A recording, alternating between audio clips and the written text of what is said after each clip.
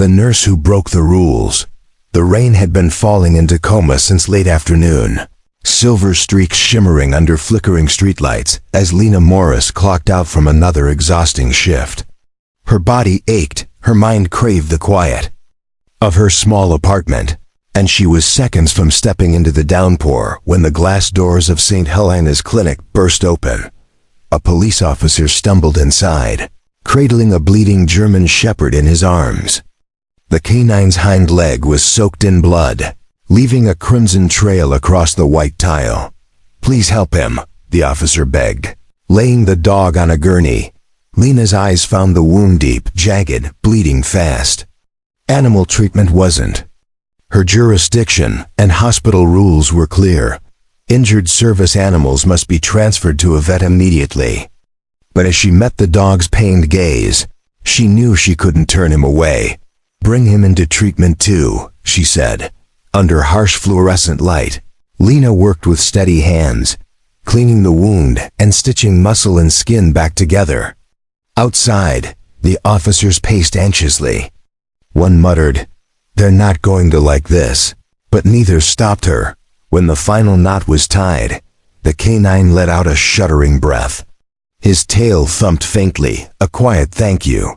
Lena didn't know it yet, but that decision, acting against the rules in the name of compassion, would cost her everything. The next morning, the hospital director handed her a thin envelope. "Unauthorized treatment. Misuse of medical supplies. Effective immediately. You're terminated. No hearing. No chance to explain. Just a cold dismissal."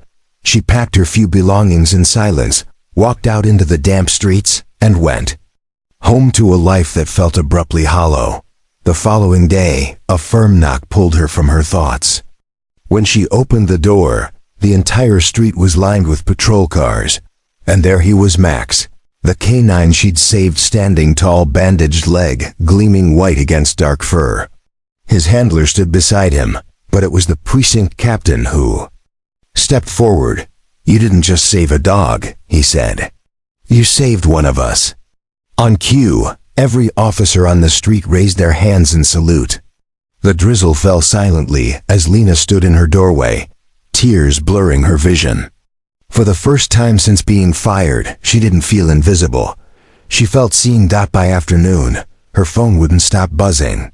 A shaky cell phone video of the salute had gone viral, flooding the internet with gratitude and outrage. Officer Daniels, Max's handler, called to tell her a fundraiser had been started in her name. She tried to refuse. He insisted it was too late. Within days, the total hit $400,000. A week later, the hospital called. The board had reconsidered and offered her job back, same pay, same benefits. She thought of the thin envelope sliding across the desk, of how quickly they discarded her. "No," she said simply, and hung up. Hours later, another call came. Dr. Samuel Pierce, director of Evergreen Medical Center. "What caught my attention wasn't the headlines," he told her. "It was the way you acted. Skill matters, but compassion is what makes a healer.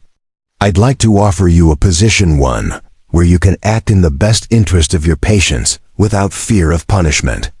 This offer felt different, real, respectful. She smiled for the first time in days. "I'll consider it," she said. Months later, sunlight streamed into Evergreen's glass atrium as Lena moved confidently through the hospital she now called home.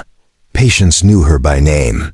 Colleagues trusted her judgment. Then she saw him, Max, walking beside Officer Daniels, strong, healthy, tail wagging. Lena crouched, rubbing behind his ears. "You look good," she whispered.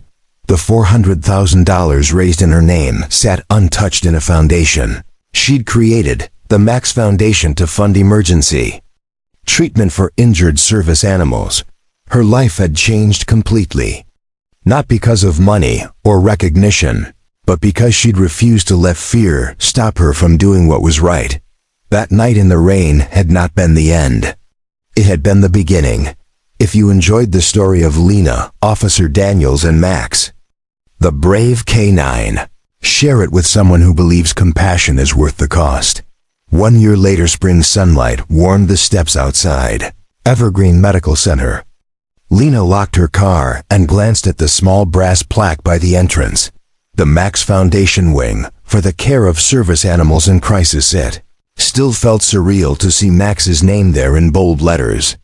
The new wing had already treated over 40 injured canines, South search and rescue dogs, and therapy animals from across the state.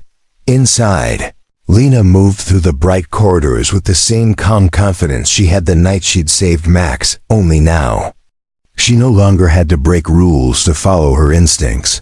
That afternoon, Officer Daniels arrived for a routine checkup with Max. The dog bounded toward Lena, tail wagging, his eyes holding the same trust they'd shared that rainy night. "You've spoiled him," Daniels teased. "I consider it payback," Lena smiled, scratching behind Max's ears. But peace didn't last long. One evening, Lena received a call from a small rural sheriff's department 2 hours away. A bomb detection canine named Rosie had been injured during a sweep of an abandoned warehouse. The nearest veterinary trauma center was closed for the night. Without hesitation,